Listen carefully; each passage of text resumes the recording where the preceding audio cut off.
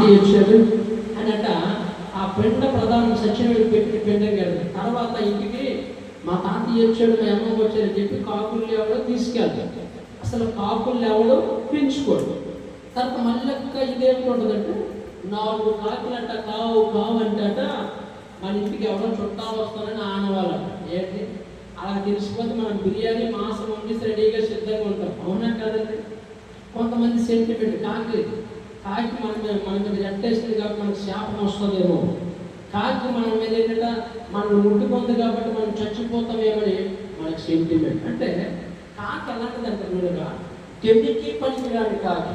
అయితే దాని లక్షణాలు మనకు రోడ్డు మీద మనం చూస్తాం కాబట్టి అది తెన్నికి పనికిరాదు, బలవడానికి పనికిరాదు, తినడానికి కూడా పనికిరాదు.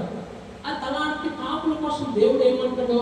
కాకుల కోసం విచారించుడే, కాకుల కోసం తెలుసుకున్నాడే, కాకుల కోసం ఆలోచించుడు అంటాడు.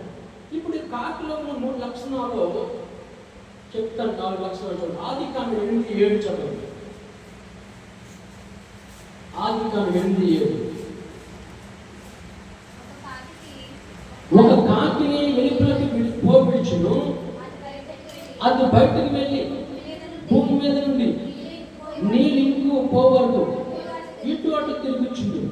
చాలు చాలు చాలు. నోవహు దినాల్లో 40 రోజులు ప్రచండ వర్షం వచ్చింది.